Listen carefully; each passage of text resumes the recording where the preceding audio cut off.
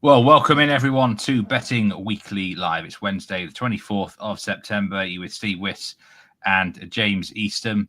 And it's the start of the Europa League, main phase. So from here on in until the end of the season, it's going to be me and James on board. I really do enjoy the Europa days with me and you, James. And Conference League, of course, to come soon. Yeah. How are you doing? Are you excited for the competition?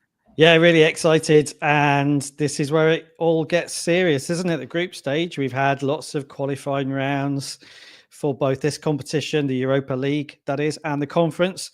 But it's a bit clearer now, I think, Steve. You know, we did those early rounds and we had a few winners and some really useful intel out of the qualifiers. But everything's a bit clearer now. We've got more elite teams at this stage. We've got our fixtures lined up, not just for today, but through the whole group phase, so we can see what we've got. And loads of games which are really interesting here. So very much looking forward to it, not just today, but as you say, through the rest of the group phase.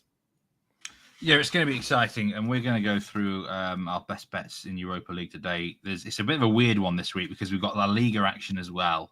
Yeah. I know there's EFL Cup matches.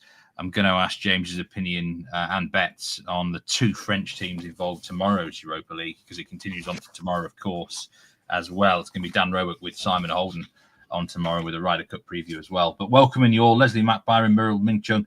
The Betting Zoo episode. Thanks so much for your feedback on that. Really great one with me and James. It was really thanks everyone who's given us some great feedback on that. ZT, Duncan, Barak, Buelo, Charles, Oggy, good to see you, Villa fan, Dave Clark, all you guys, loads of you in here already, talking punting. Always a pleasure to see you, of course. Brad Betts Footy as well. John Fahy makes an interesting point about Bologna. I don't think we might talk about that match at the end, but Villa have been a real negative so far. That is for sure.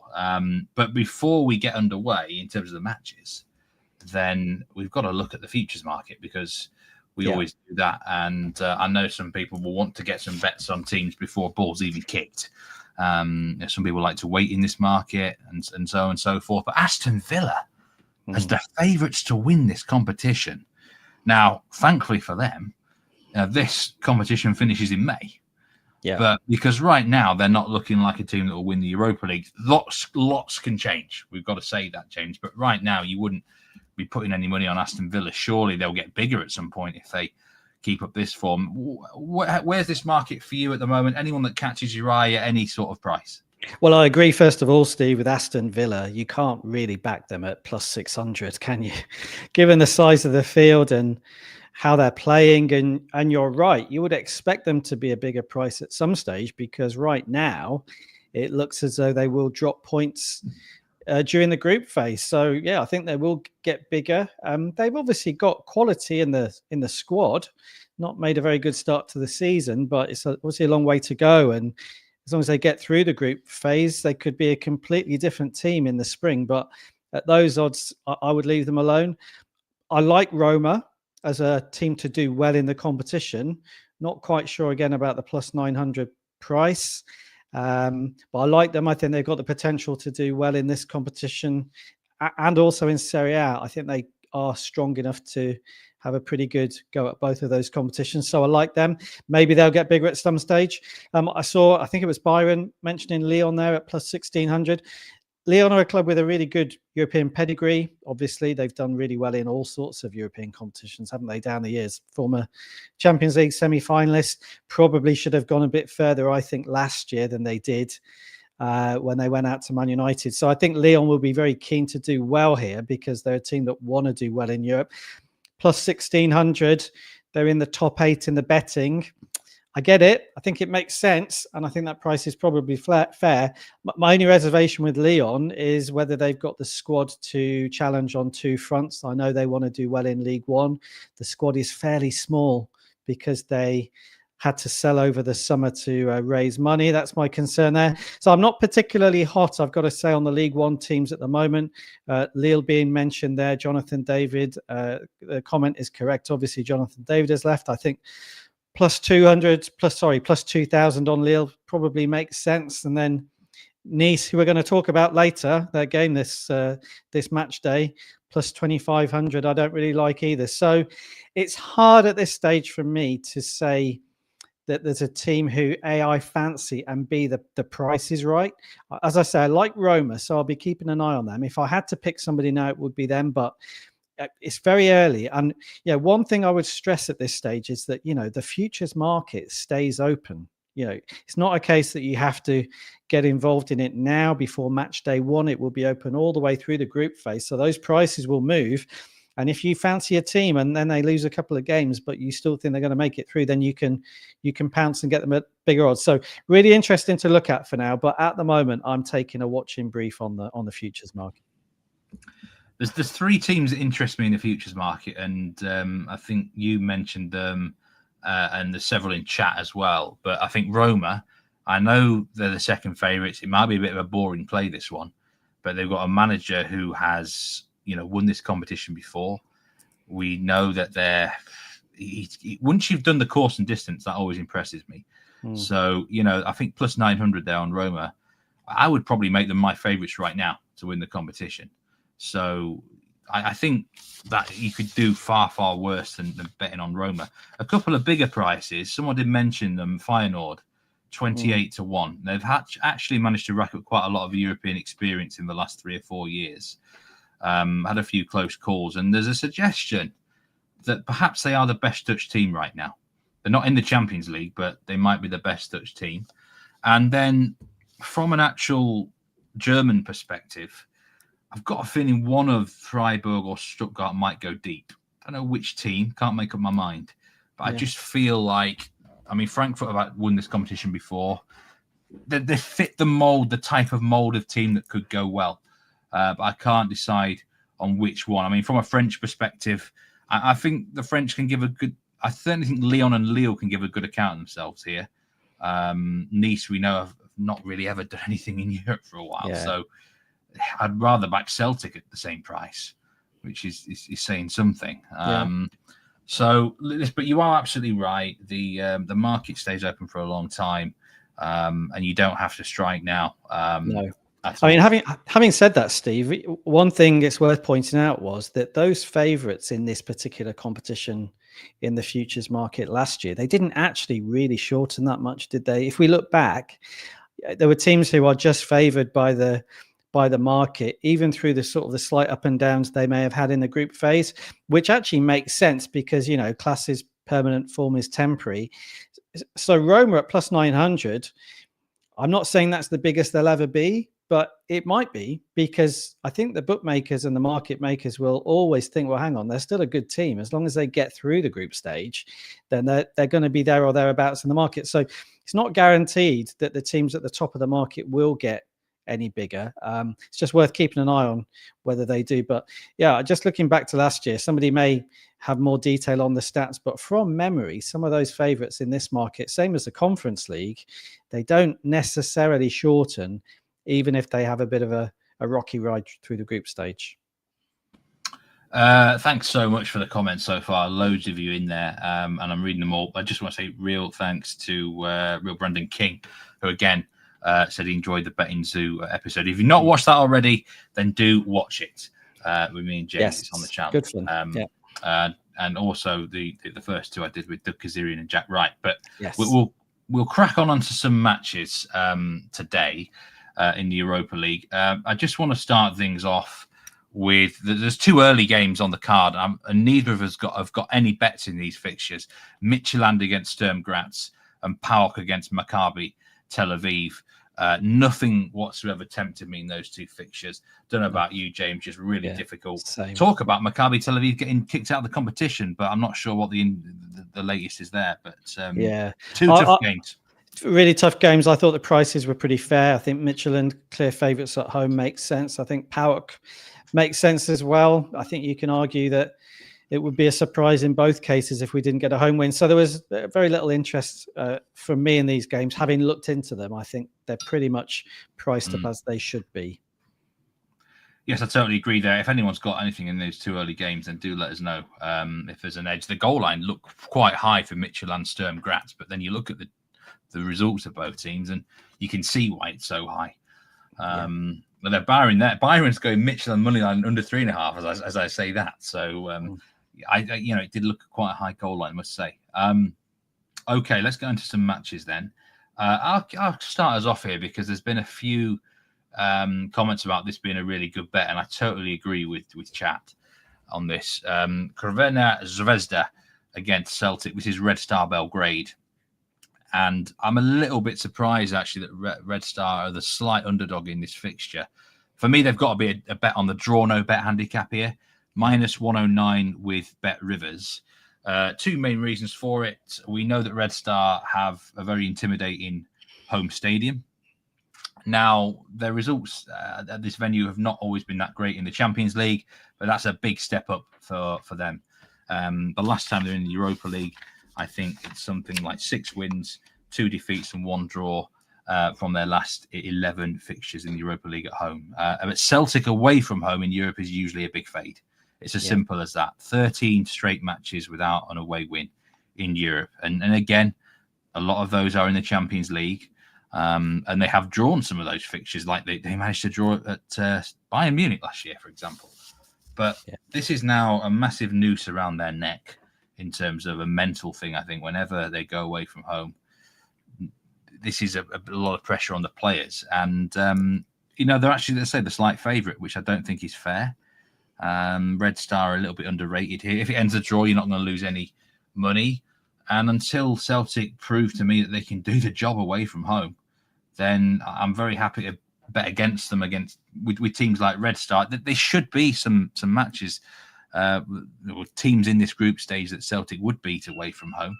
But I think this is a difficult match, James, personally myself. Any thoughts? Well, I was very nearly a pick for me this, Steve. I think there's been some market correction here as well. If you got on Red Star early in the week, they're actually even bigger.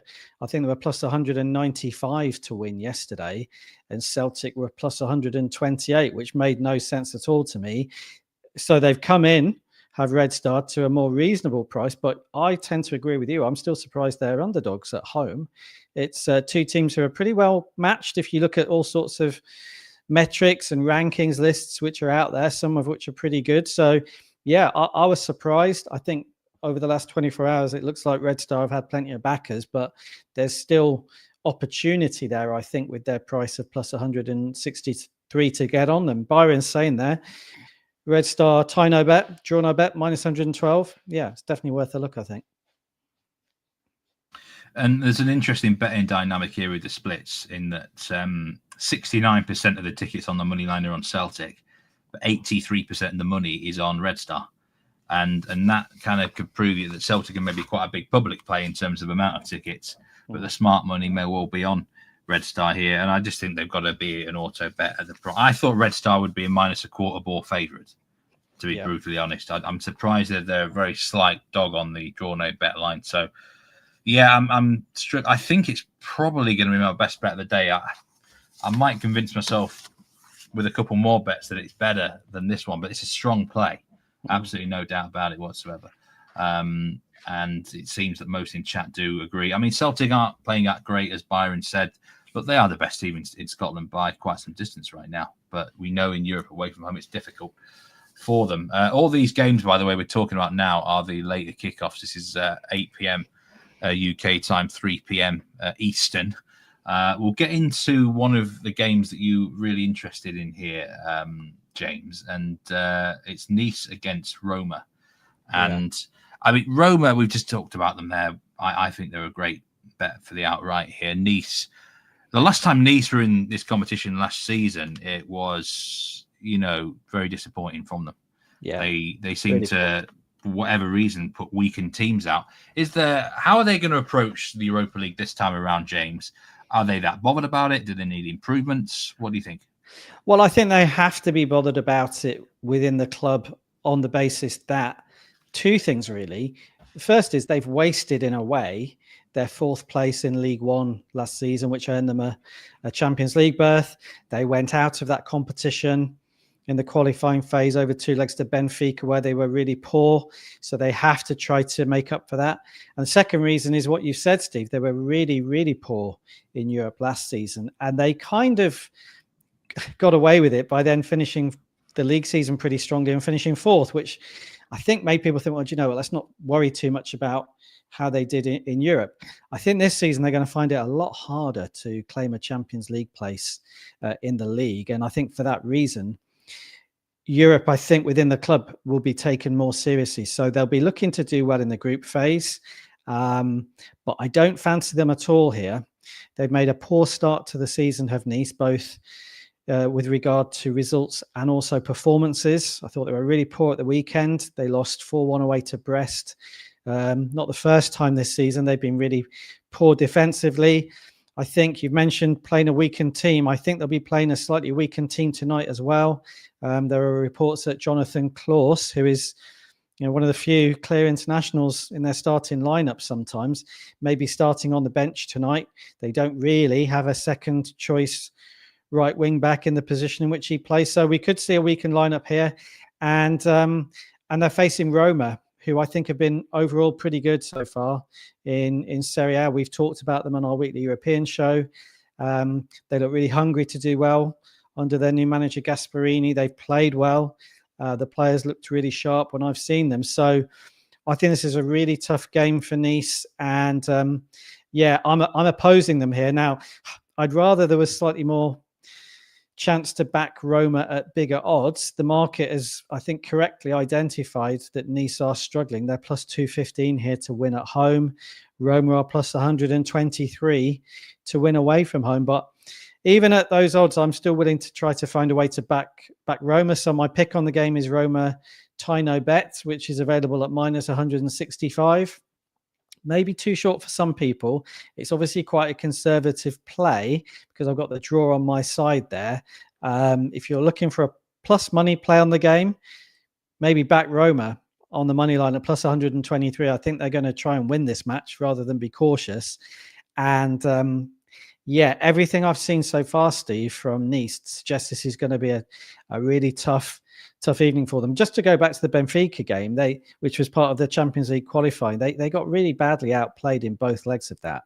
They weren't at the races at all, and it was while the transfer window was still open. There was a lot of speculation around the team, which I think unsettled Nice a little bit. But then since the window closed, they've not really improved. They've, as I say, they've had a couple of really poor defensive showings. So I think they're clearly the weaker of the two sides here. And I think Roma have got the quality to win. I'm being slightly more cautious because I think at the moment Roma are still finding their feet a little bit in the final third. They have a potential, I think, to dominate games without necessarily turning that into goals. So I'm being slightly more cautious. Roma Tino Bet, but the general line here, I would say, Steve, is find a way to back Roma somehow. I'm just loving it, sort of the interactions that are going on in chat. Always amuses me, some of the great camaraderie that goes on in here. Barak does make a point. There are a few injuries for Roma, and I think that might be why you're taking the draw no bet line there at minus 165. And this is, if you're going to place a more significant wager on the game, that's the more sensible approach, isn't it? It's the percentage play, and you won't lose anything if it is a draw. And it wouldn't be a James Eastham sort of preview of a match without a shot on target suggestion. And you've got one here. On the Nice Roma game? Yes, Nice Roma. Do I? El Anawi, the midfielder. Yeah. Now yes. We're not sure yet if he's going to start, but I do like him. So people may not know about Neil El Anawi because he was sort of not really a low-key signing. He cost a lot of money, didn't he, when they brought him in the summer from Lens? I think it was 25 million euros. But he's not started all their games yet in Serie A. I think they're easing him into action.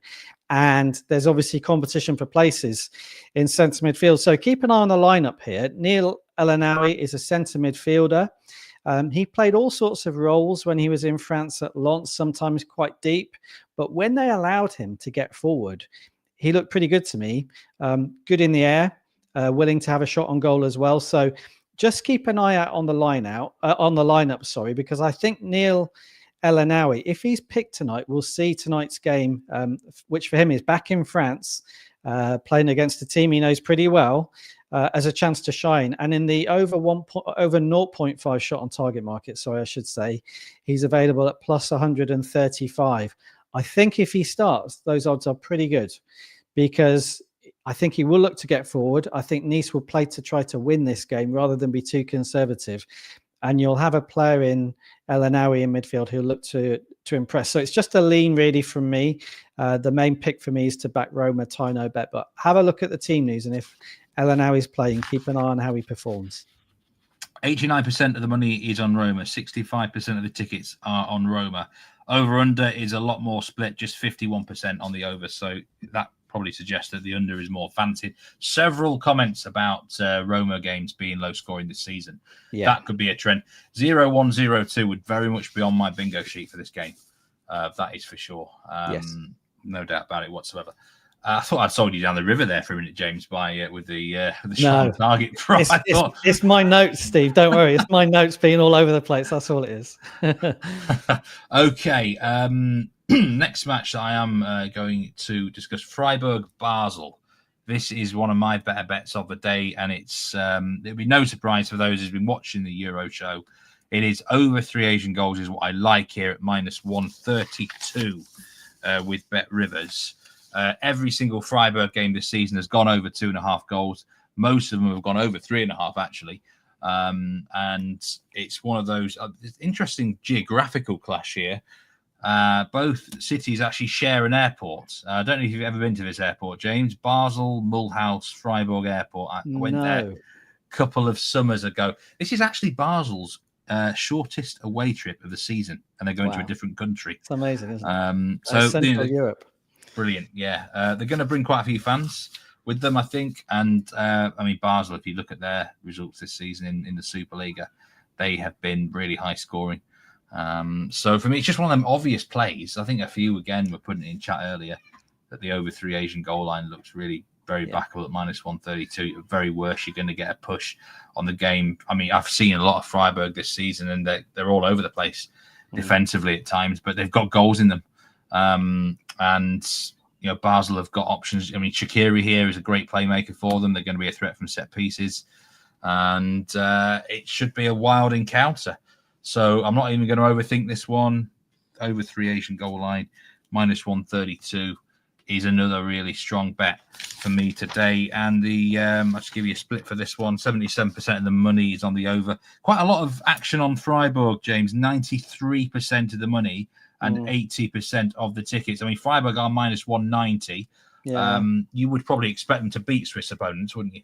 You would, and I think I've said it on one of the shows already this season. I'm always slightly disappointed by Swiss teams in Europe. I've always felt, always over the last 3 or 4 years, that they've had potential to do a bit better than they have. We know they're not one of the top 7 or 8 leagues in Europe, but they've had some decent teams, I think, and they've never really given collectively a good account of themselves. So there's strengths and weaknesses to a lot of the Swiss sides, I think, in Europe. You've mentioned the goals counts with Basel, which is kind of typical of the league, really, but they're stepping up here, aren't they? They're facing a side from a much stronger league and one who would be very confident of winning. So the prices look about fair to me, and I'd be surprised if Freiburg didn't win this game.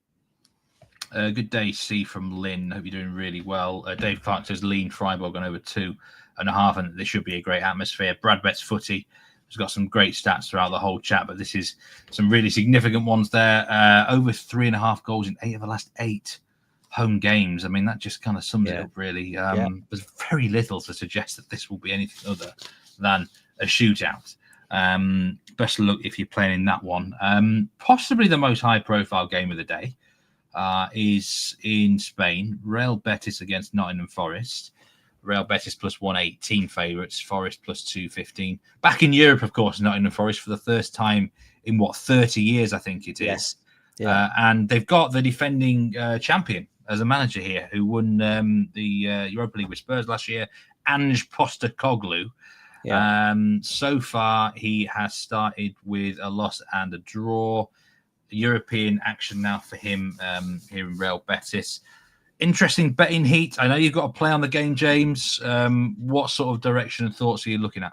Yeah, I'm expecting an open game here, quite an entertaining game. I'm expecting attacks to be stronger than defenses. A couple of reasons for that. First of all, statistics are generally pointing in that direction. Looking at Real Betis first, I think we're on something like 17 of the last 18 games have gone both teams to score yes in all competitions. Now, both teams to score yes, as we can see there, is very short at minus 186, but I think the general trend here is towards goals. Nottingham Forest, I think, have conceded in their last 8 away from home in all competitions, which may have limited value when you've had a change of manager during a run of stats like that. It's like, well, can you really put too much weight on them? Maybe not, but I'm not sure that we're going to see Nottingham Forest be that much tighter defensively now that we've got Ange Postecoglou in charge. So, yeah, I think it's one of those games where attacks are stronger than defenses. Really big night for Nottingham Forest. I mean, this is a team with an incredible European history. You know, any team that's won the European Cup, now Champions League, more than once is, you know, sort of European royalty. So they've got a really proud and long European tradition, but it obviously dates back a long way. So a huge night for the club. And I think they'll be fairly positive here.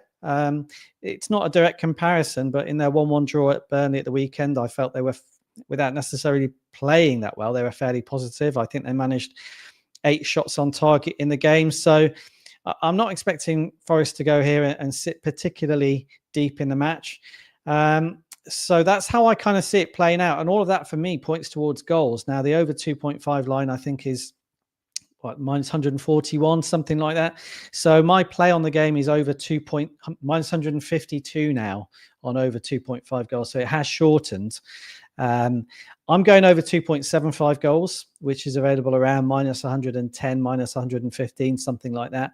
With that, you will make some profit as long as there are 3 goals in the game. And yeah, that's how I see it going. I think of the games taking place tonight, 1 or 2, maybe cagey. I don't think this will be one of them. So it's a pick from me on over 2.75 goals, because I think our chances of having 3 or more goals here are pretty good. Yeah, I mean, I think Brad Betts made an interesting point about Ange last season. High-scoring matches in the league, Europa League wasn't always high-scoring, but he is so early into his tenure at Forest here. I think he was going to want to try and stamp his authority down. There's already been signs of it in the Swansea match, which they lost from 2-0 up, and then the Burnley fixture. I mean, that ended under 2.5 goals, but the conditions in Burnley were horrific that day, and it was a match that should have gone over, really. So I think we're starting to see Ange put his imprint on the team. And Braylo Charles makes a good point. I think Ange was brought in particularly for this competition, and he might be right. This is probably, if Forest would want to win this, gets them into the Champions League, gets them a trophy. They've got a proven winner. I think it's a fascinating game. I think it's a must-watch game today for betting reasons, for soccer reasons, and it's a fascinating betting heat. 69% of the tickets are on Forest on the money line, but 59% of the money's on Real Betis. It's a bit like the Celtic game. Maybe the public money, the tickets are coming for Forest, but the smarter money might be on Real Betis. 94% of the money's on the over. So you're absolutely following the money here, James, with the trends. The biggest bet on the game so far is on over 2.5 goals. It hopefully will be a thriller. Yeah, let's wait and see. You got a shot on target, Lean, as well? Yeah, I do, yeah. A player I'm really hoping features in this game is Arnaud Kalimuendo, who they brought in from Rennes over the summer. I'm a really big fan of Arnaud Kalimuendo. He's a striker. I thought he did really well in France at every club he played for. And he's still very young. He moved around a lot. He had a couple of times on loan at Lens and then went into Rennes. Very clever player. Good on the ball outside the box, but probably more than anything is a finisher. I still think that. And I've been a bit disappointed. He's been a sub a lot of the time since he came in at Nottingham Forest this season. I think he'll be disappointed as well, but he's a very good character from what I can see. And I think if he gets picked tonight, if Forest were to rotate the attack a little bit, then I think Kalimuendo could be a real danger here, because he's the sort of player who he doesn't need many chances to cause a problem. And I think if he is picked from the start, he'll be very keen to show what he can do, because he hasn't had that many chances yet at Forest. So I'm keeping an eye on the team news for Kalimuendo. If you want to take it a little bit deeper, you may want to try and wait and see where he's actually playing on the pitch, because when he was at Rennes, he was occasionally played as a sort of a wide attacker in a front three rather than as the number 9. Didn't always necessarily limit the number of sights of goal he had, because he's very dangerous when he comes in from whatever wing he's on, actually. But let's wait and see if he even starts first. We'll just have to wait for the team news for that. But I think over 0.5 shots on target from Kalimuendo is worth a look. It's available at minus 112. If he starts, I don't think that's a bad price at all. To score, he's plus 320. I mean, it's not the market that I particularly like on a player, because I always tend to think there's too many variables that will dictate whether or not a player scores in a game, but he will be dangerous if he starts. So yeah, one of the things I think Forest have got in attack is they've got a great numbers and really good variety within their squad. So yeah, Ange has got the potential to rotate in this competition if he wants to, and actually keep the level quite high of the team that he picks. So I'm crossing my fingers we see something of Kalimuendo tonight, and if he starts, I think he's worth a look in that over 0.5 shot on target market. I think it's fascinating, this game. Like I said, with terms of, I've got something to say about Chris Wood. In terms of watch his lack of minutes. There's a lot more competition in that Forest squad now. Yeah. They've got Kalimuendo. They've also got the Brazilian lad. I forget what his name is. Igor Juliet or something like that. Igor Jesus. Yes, something like Wood has only played more than 70 minutes. Twice in his last 5 games. Yeah. So he's not. Chris Wood is not on my target to score any time anymore because of his lack of minutes. He'll still score goals, but it's going to be interesting in that regard. One other game I just want to talk about before we move on to La Liga, and that is Malmo against Ludogorets. Minus 159 favourites here, Malmo. I've actually got a player prop for the game. Tahar Ali for Malmo, shot on target at minus 129. This is an intriguing game. I think Malmo are too short here, by the way. I know some people who have bet on Ludogorets for the game. Malmo are not in very good form, but there is the manager and Pontus Jansson, the captain, has basically said that they need a performance here, and I expect them to at least score a few goals, try and score, get the public back on side. They're not in good form. The manager's under pressure, and I mean, Jansson actually said he feels ashamed to walk around the city right now. The players are feeling very, very ashamed of themselves. So I think we're going to get a performance. And Tahar Ali, this guy likes to cut in from the left wing and shoot. He doesn't score enough goals. You can't back him any time, but he will get shots on target. Minus 129 for me. Tahar Ali over 0.5 shots on target. The other Europa games, we've not got anything on Fenerbahce, James. No. There's a few questions here about, they just obviously got rid of Mourinho a few weeks ago. A few liking the idea of Dinamo Zagreb. Any thoughts? No, not really. I looked at the prices on this yesterday and they've pretty much held up, actually. I think Dinamo Zagreb have got a bit bigger, plus 215. I think they were plus 200 yesterday. It's very early, isn't it, after this change of manager and a very high-profile change of manager with Mourinho going. So who knows what we're going to get from Fenerbahce? It's a bit too early for me. I think they're going to be interesting in the group stage, and I'm sure they're a team we're going to revisit, Steve, because they tend to be pretty good, I think, in terms of giving you information about how they're going to play in Europe. So I think we'll be back with them at some stage when we get a clearer picture of the post-Mourinho version of Fenerbahce. But this was a game for me, match day one of those to leave alone, and let's just wait and see what we get. Yeah, I totally agree with you. Dinamo Zagreb used to... I don't really know what state Dinamo Zagreb are in right now. We're going to get a lot of answers to the questions today, that is for sure. Now, it's an intriguing day because we've got La Liga action as well. Yes. And there's one match in particular that you're very interested in doing it. Just excuse me a minute.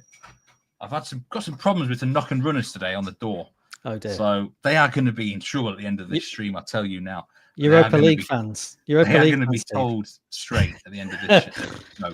But anyway, we're into Getafe. I'm trying to find the graphic for the Getafe game. I can't seem to find it. Anyway, this is Getafe against Alaves. Yeah. Here we go. Yeah, La Liga. There we go. Getafe, Alaves.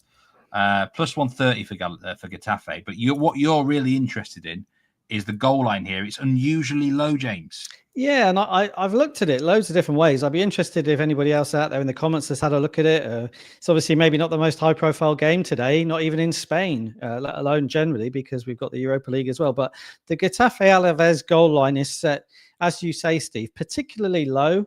It's really set around over and under 1.5 goals, which you don't see that often, do you, in any of the big European leagues these days? So I was really surprised when I saw it. Over 1.5 goals is minus 130. Under 1.5 goals is plus 100. Not quite sure what that's all about, really. I've looked at the average XG for both teams so far this season. Not particularly high, you have to say. The average XG in Getafe games, both for them and against them, added together, is 1+73. In Alaves games, it's just under +2. So, as I say, not massively high average XG, but actually there've been more goals in games involving these two sides than I think the prices show. All 5 of Getafe's games in La Liga so far have had 2 or more goals, and 3 out of 5 Alaves games have had 2 or more goals. So I think the goal line's a little bit low. I wouldn't argue with it being plus 2.25 or maybe even +2, something like that, because I don't think they're hugely prolific sides. But the chances of there being 2 goals in the game, I would say, is probably a bit better than the market suggests. So it's just a lean from me, because I'm slightly concerned here I might be missing something in the market.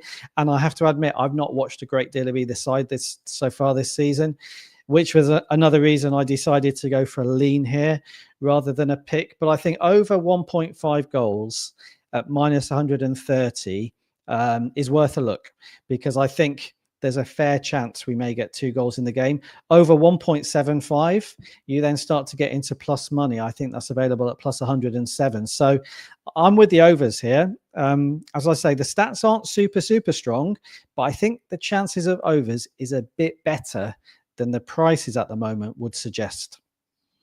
Yeah, I'm agree with you. It's one of those where even if you don't fancy goals, you might just have to take the bet, because yes, over everything has a price, and this is a really low goal line. Simon King has mentioned there, Bamford for Getafe, who was strongly linked with him. I don't know what the latest is there. Will the XG increase? You'd have thought Bamford had already landed at the club with this goal line, wouldn't you? Being so low. But I kind of with you. I think every single Getafe game's gone over 1.5 this season. Exactly. So it's hard to know. And, sometimes if it's a team or a game where I feel I'm very, very comfortable with both sets of players, and I feel I know them inside out, it would be a really strong pick. With Getafe and Alaves, because I don't feel I'm that sure about them yet this season. That's why it's a lean for me, because I'm always wary that maybe, just maybe, there's more out there that I'm unaware of. So it's just a lean, but you have to say, yeah, Steve, you're looking at the top line information here. I was slightly surprised. So I'm definitely leaning towards overs. Have you got anything in the other 2 Spanish games today, James, or not? We've got no Madrid playing and Real Sociedad. Nothing here. Like a lot of people, I think watching Atletico Madrid and trying to work out how good they are this season, I think it's been fairly disappointing so far from them, certainly in La Liga. Then, of course, they went to Liverpool in the Champions League, and after a bad start in that match, I thought put up a pretty good account. So lots of uncertainty for me around them at the moment. Minus 215 at home, you would say, is probably about right, given the potential in that side, but they're not really performing to their potential at the moment. And the other game, I think, again, it looks about right. Does that price 2 teams who are struggling? But I think Real Sociedad as minus money favourites there just about makes sense. Yeah, I mean, I wouldn't be backing Real Sociedad at minus 137. I do like corners, though, for Real Sociedad, over 6.5 team total corners for them at minus 120. They average nearly 8 corners a game this season. And I mentioned it on live shows, on Euro shows, Mallorca do have this knack of conceding a lot of corners. It's the sort of game, I think I mentioned it with Rory Barlow yesterday, I could see a lot of, it's sort of a match that goes under the goal line, but over the corner line, over the shots line, stuff like that. But the teams just don't convert their chances enough. So I think the corners is worth looking at for Real Sociedad over 6.5. The Atletico Madrid game, I mean, Rory Barlow suggested yesterday that their squad depth will just make a big difference in these midweek rounds, and they should get the job done. But they've not been in great form, I'll say that, results-wise. So I'm happy to leave that one alone. I think there were some suggestions earlier about Mallorca perhaps on the double chance market. I wouldn't want to oppose you, actually, in that regard. And loads of comments coming in about the La Liga bets. Before we sign off, I did want to get James's thoughts on 2 matches tomorrow in Europa League.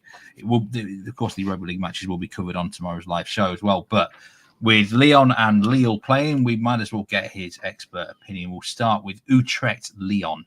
Yeah. Lyon plus 110 favourites. Generally good record in Europe, Lyon, especially at this stage of the competition. I don't know much about Utrecht, I must say, James, but I'm sure you've done your due research on them. What are your thoughts here? Yeah, so I had a good look at this game. Utrecht I looked at as well earlier on in the competition. But really, my main focus on the match is goals, mainly because of what's going on at Lyon at the moment. You can see there the goal line is set fairly high. Under 2.5 is plus 107. Over 2.5 is minus 132. I'm not sure the market has completely woken up yet to the team news with Lyon. And I don't just mean on this game, but I mean in general.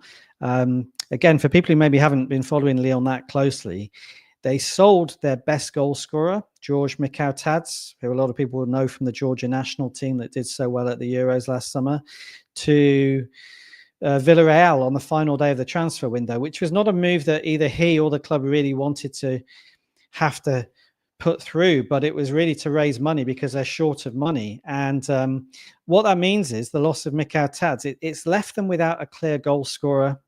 They did sign a new number 9 in Martin Satriano from Lens, who has the potential, I think, to be a fairly useful number 9, but he's not a prolific goal scorer. And right now, there isn't a single player in the Lyon squad who you would hang your hat on to get 15 goals in League One this season. So I think almost by default, Lyon's goals count is going to come down a little bit this season because they just don't really have the goals in their team. The other factor specifically on this game is that Corentin Tolisso is suspended for Lyon. Now, Tolisso has spent quite a lot this season as a false 9 because of this problem they've got in attack. And even if he's not started the game in that position, he's been a false 9, really. So it's another problem for Lyon, and it's one that's going to, I think, impact this game as well. And what I think all of that means is that Lyon, as favourites, is probably fair, plus 110 to win it.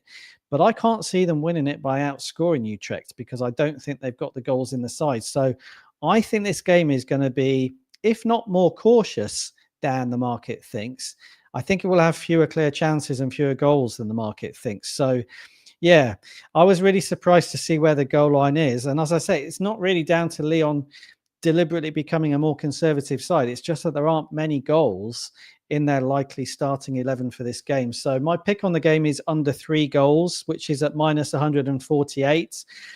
The only way you can lose by backing under 3 goals is if we have 4 or more goals in the match. And I can't see at the moment a game with Lyon having 4 or more goals. So under 3 goals is my pick, minus 148. You'll get your stakes back if there are exactly 3 goals, and you'll have a winner if there's no goals, if there's 1 goal, and if there's 2 goals in the game. 3 1-0 wins for Lyon this season. They are joint top of the Liga, but they've not exactly looked that impressive. Brad Brett's footy says Utrecht couldn't even score in the last 2 matches against Groningen and Fortuna. Under very much does look like a good bet there. The final game we're going to talk about, I think, looks like an over, though. I think this might even be the best bet of the whole round.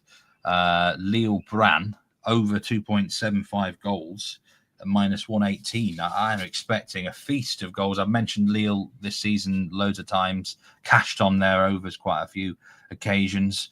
They're full of goals. I think they've got a soft underbelly, though. We know that they lost defenders in the summer. And Brann, Norwegian side, the lowest ranked side on coefficient in the Europa League this season. I do think they might have some games where they do all right, and they've got goals in them, Brann, but they'll concede quite a few as well. The last 7 Brann games in all comps have gone over 2.5 goals. I think Lille actually quite juicy price on the handicap as well here, James. They really should show their class. What do you think? Yeah, I think it's a really good game, this, to watch. I think it'll be entertaining. What we've seen of Lyon so far is that they only really, at the moment, know one way to play, which is to go forward. We know Alexandro is missing for Lille, who's centre-back.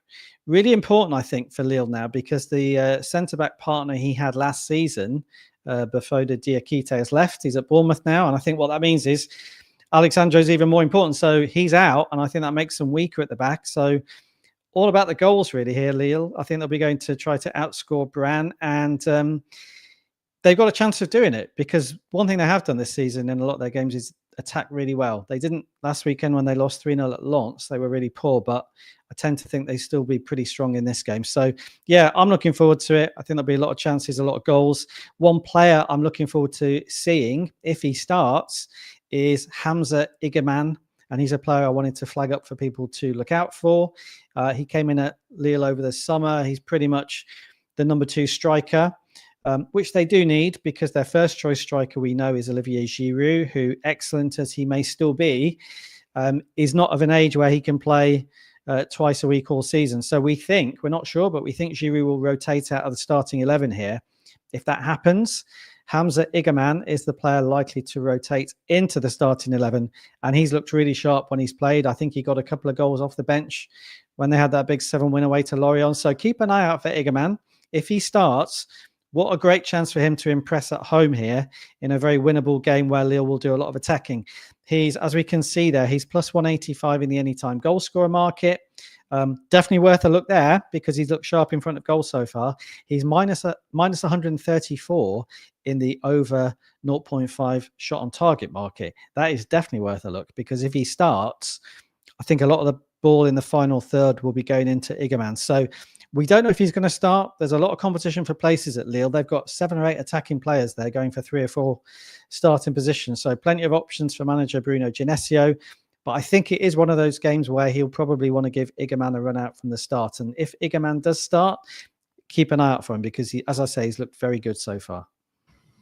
Yeah, I really like the goals in that game. I think it's one of the best bets of the round. But what would be your best bet of the day, James, if you had to give one out? Yeah, my best bet of the day is that slightly conservative one, but I'm very comfortable with it. It's on Roma, Tino bet away to Nice at minus 165. Yeah, for me, best bet is Red Star draw no bet, I think, against Celtic. But I do, I think it's got to be that. But I do like the Taharali shot on target at minus 129 as well. I do like Freiburg, Basel over 3 agent. But lots to get stuck into there. Thank you, everyone who watched live or on demand. Do remind everyone about the Betting Weekly newsletter for anyone who knew and might be watching. The Insider will be released this Friday. Totally free to sign up. I'll put the link in chat for those who haven't signed up to that. Please do hit the like button and the subscribe button, which really is appreciated if you can do that. There is EFL Cup action today as well, and I did forget to mention the house special. We do actually have a graphic for that. I don't have any bets for it. I've had my one bet of the EFL Cup last night for the season, and I think I'm going to leave it now until semi-finals and final. Fulham let me down, James.